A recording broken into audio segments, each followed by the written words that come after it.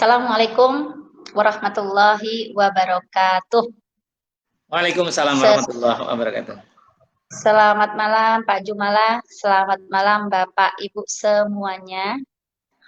Jumpa lagi bersama saya Zakia Joban dan rekan saya Pak Jumala Multazam di Move Up TV Education and Wellbeing Life dengan topik malam hari ini yaitu mendulang inovasi belajar di masa pandemi. Bapak Ibu semuanya, 9 bulan lebih kita sudah melewati masa-masa pandemi. Dan saat ini pandemi belum berakhir, tetapi kita sudah mulai beradaptasi dan menyesuaikan diri. Dan bagi seorang positive thinking, masa pandemi tidak selalu tampak buruk. Karena kita tidak hanya berfokus pada negatifnya saja, akan tetapi kita sudah melihat sisi-sisi positif di balik pandemi ini. Nah, malam hari ini nih, kebetulan Pak Jumala ini pakarnya positive thinking. Nah, Pak Jumala, bagaimana Pak Jumala? Menurut Pak Jumala nih, gimana Pak? Kita nih baiknya di masa pandemi ini, agar kita, terkhususnya ini kaitannya dengan belajar ya Pak Jumala ya, terkaitnya dengan education ya. Itu bagaimana Pak kita agar kita selalu bisa menjaga positive thinking kita nih di masa pandemi? Ya, baik, saya sapa dulu penonton, bener ya, penonton ya. Ya, Bapak Ibu, Assalamualaikum warahmatullahi wabarakatuh. Waalaikumsalam warahmatullahi wabarakatuh. Ya, puji syukur kehadirat Allah yang Maha Pemurah, yang memberikan rahmatnya sehingga Bu Zakiah bersama saya bisa hadir lagi ya Bu Zakiah ya. Iya Pak, alhamdulillah. Kalau soal positive thinking bukan hanya saya pakarnya, Bu Zakiah itu juga pakar. Dan alhamdulillah insya Allah kita bersama-sama ini akan terus mengajak orang positive thinking ya Bu Zakiah ya. Iya Pak, agar ya kita selalu bisa terjaga ya Pak ya. Karena godaan untuk ke negatif ini juga banyak Pak. Agar kita bisa terjaga ke positif nih, kita ngomongnya positif-positif aja Pak Jumala. Ya gini ya, positive thinking itu kan bisa membuat kita lebih mudah tersenyum, lebih mudah bersyukur, kan begitu kan? Betul. Nah, kalau kita bersyukur, kata para ustadz itu ditambah oleh Allah nikmatnya. Benar Pak, sepakat. Ya. Menjawab pertanyaan Bu Zakiah tadi, bagaimana kita memandang pandemi ini? Memang Bu Zakiah, pandemi ini Allah itu pasti punya tujuan kok. Dan yang perlu kita ingat, Allah itu Maha Rahman, Maha Rahim. Itu sudah, itu pegang aja itu. Maha Pengasih dan Maha Penyayang. Ya, baik pada seluruh umat manusia maupun kepada orang-orang yang beriman. Tapi yang jelas Allah itu Maha Pengasih Penyayang. Nah, oleh karena itu memandang pandemi tidak selalu buruk. Di balik pandemi ini banyak hikmah-hikmah. Banyak hal-hal baru yang bisa ditemukan karena masa pandemi. Nah, itulah yang mungkin malam ini akan kita diskusikan ya. Kata Bu Zakiah tadi sebagai orang positive thinking, tidak hanya melihat buruknya, betul. Iya. Nah, tentu akan banyak cara-cara baru, khususnya kalau kita kaitkan dengan belajar. Betul nggak? Iya. Sekarang saya justru ingin bertanya ke Bu Zakiah, apa sih yang sudah dilihat Bu Zakiah sebagai praktisi homeschooling? Nah, ini apa? Hikmah apa yang Bu Zakiah lihat di masa pandemi? Takon saiki ditakoni genti. Apa Bu Zakiah? Aku penasaran, aku kepo aku. Hikmah apa sih yang Bu Zakiah lihat sebagai praktisi homeschooling? Ya, jadi yang pertama dengan datangnya pandemi ini. Yang jelas kita momen untuk mengajarkan kepada anak kita dengan kejadian real. Momen untuk kita memberikan pelajaran-pelajaran, insight-insight ke anak kita yang memang dikaitkan dengan masa pandemi. Contohnya, di masa pandemi ini kita harus jaga kebersihan karena kita nggak tahu nih virus corona ini ada di mana. Nah, itu kita dengan di masa pandemi ini kan momen kita untuk mengajarkan ke anak-anak gitu. Jadi itu pandemi corona ini menjadi satu topik gitu ya, topik di dalam pembelajaran. Yang mana kalau kita nggak mengalami masa ini, kita nggak dapat tuh feel untuk belajarnya ke anak-anak. Terus yang kedua, kepasrahan. Mengajarkan ke mereka tentang artinya kebersamaan. Ketika misalkan ada ayahnya di isolasi, anak sama istrinya di rumah gitu kan. Nah, itu kita lihat dari kondisi sekeliling, nah itu kesempatan kita untuk ngobrol dengan anak-anak akan pentingnya arti kebersamaan. Momen-momen di mana ketika kita sehat, kita bisa bersama-sama dan kita nggak tahu nih bagaimana kondisi kita, hanya kita tawakal gitu, kita berharap, berdoa. Jadi pandemi corona ini menjadi ini Pak Jumala. Jadi istilahnya apa ya Pak Jumala ya? Jadi sebuah momen kita untuk kita berdiskusi panjang dengan anak-anak dengan hal-hal yang kita kaitkan dengan masa pandemi corona ini. Terus kesempatan kita juga untuk mengajarkan mereka artinya simpatik dengan mungkin keluarga, teman yang saat ini sedang tertimpa musibah, harus mengalami terkena dengan virus COVID ini gitu loh. Seperti itu Pak Jumala. Itu jadi topiknya. Oke. Tapi kalau positifnya yang ini ya Pak ya, sebelum corona anak-anak tuh kalau dulu kan sebelum COVID ini kan hampir semua anak-anak belajar di luar gitu, belajar ke sekolah ya. Kadang mereka sering kadang ditanya-tanyain gitu sama tetangga, kok nggak sekolah? Nah, terus mereka sekarang ini bilang, Mas, sekarang hampir semua orang homeschooling ya, Mas. Semua orang nggak sekolah sekarang ya. Jadi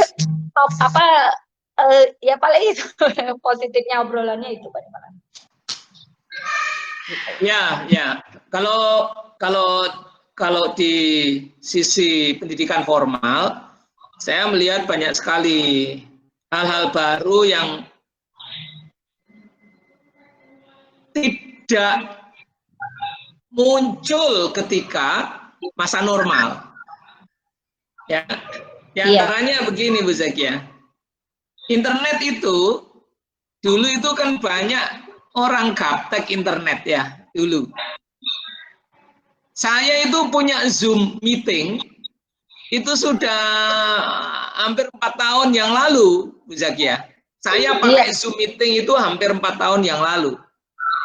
Iya toh Pak, saya waktu awal itu CTC aja kan Pak Jumala udah pakai Zoom. Itu belum ada orang mau pakai Zoom. Betul.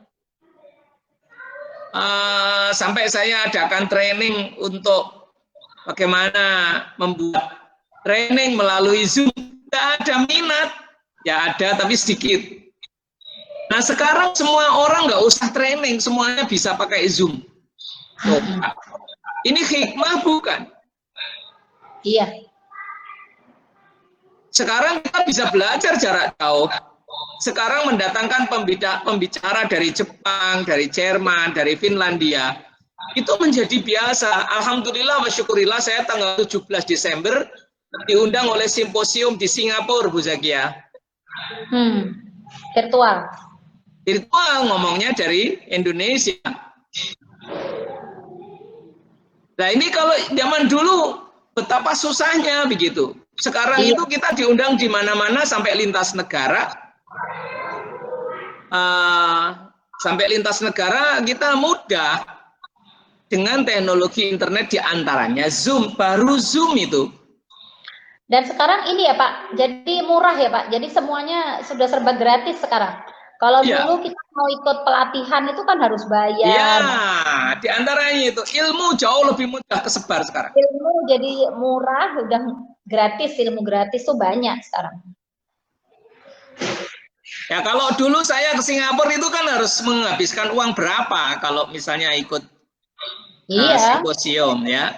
Menjadi pembicara seminar itu kan betapa dahsyatnya harganya begitu ke luar negeri pembicara. Sekarang menjadi pembicara di luar negeri itu biasa. iya, jadi hal biasa. Betul. Nah, apa maknanya? Ini anugerah.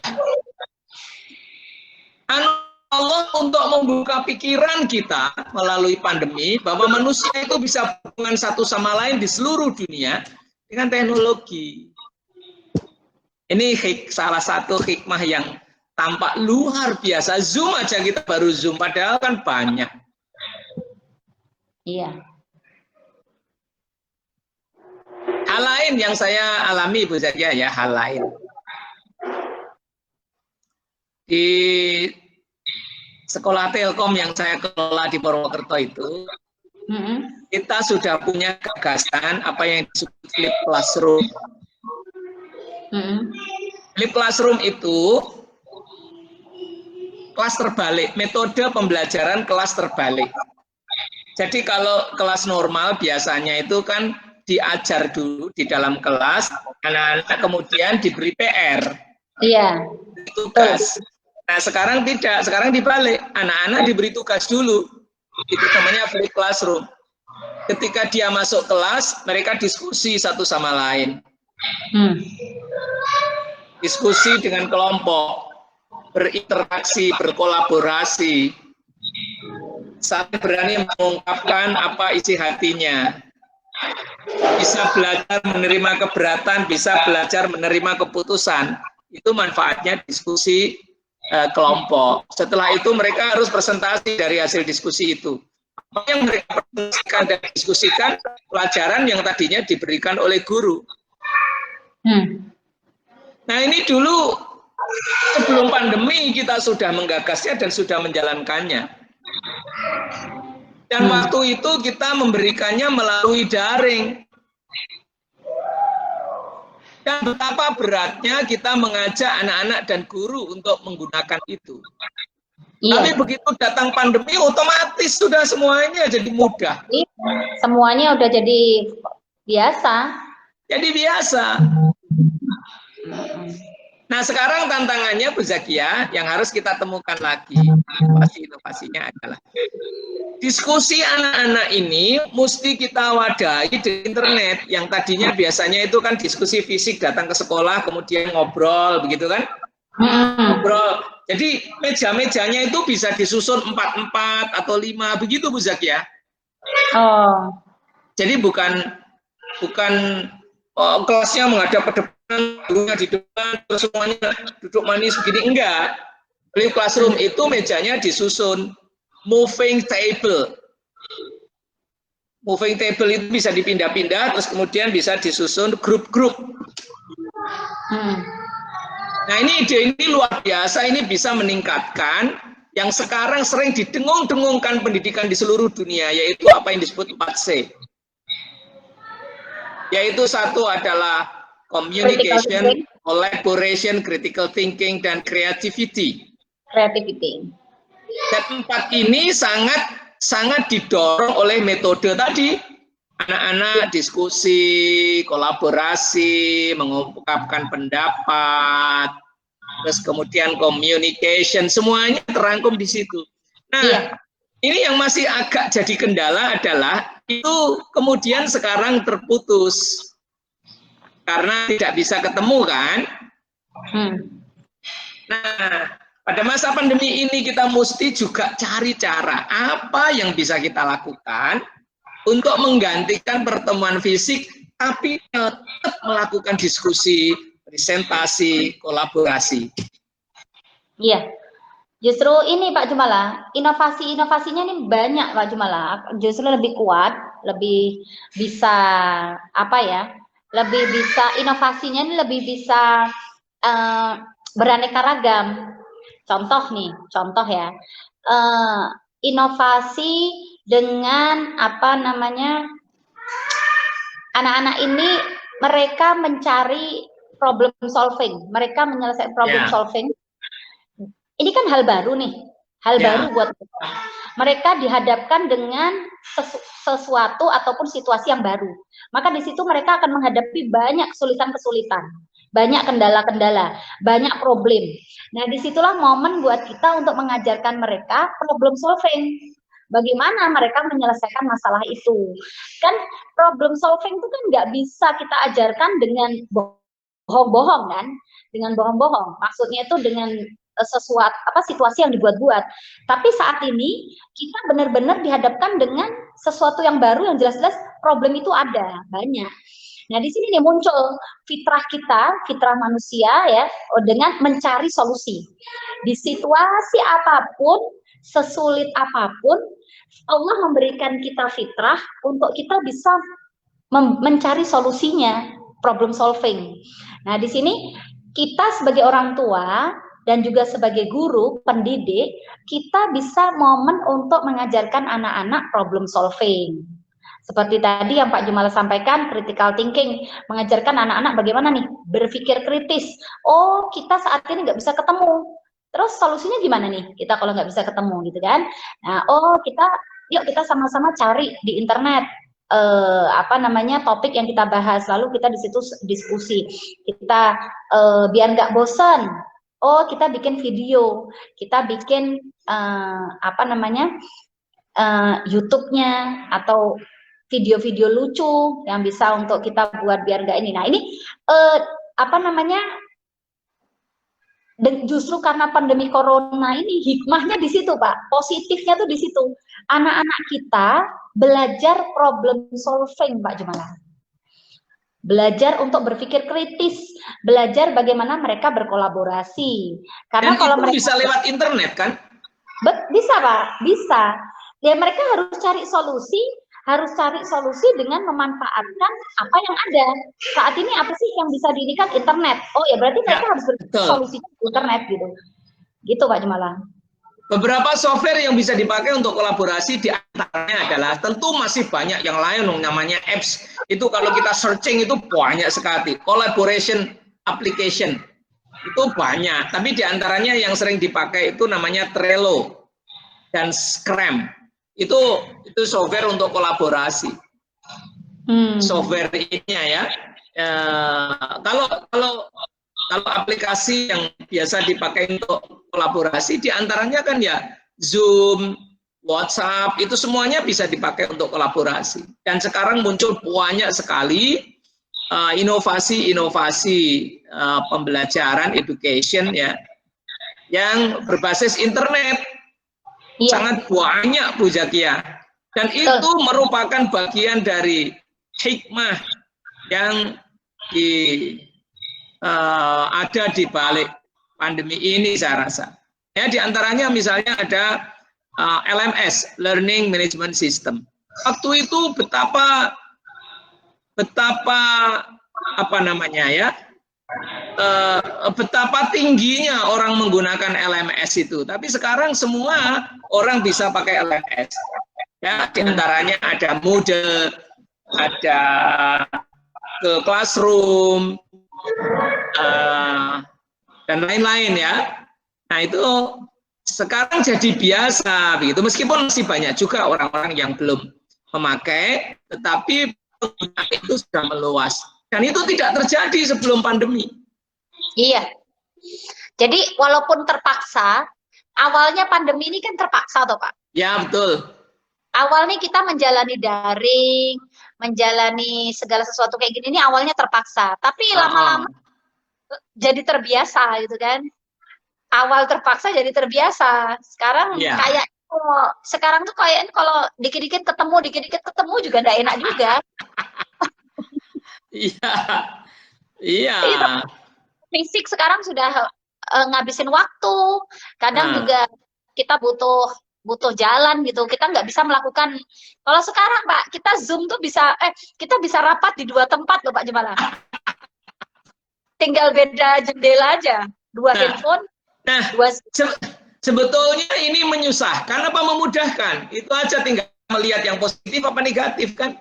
Iya, tapi kalau saya Pak ya, kalau saya pribadi sih banyak banyak positifnya, banyak Iya. positif Ya dibanding karena Bu Zakia positif thinking, jadi ya banyak positifnya.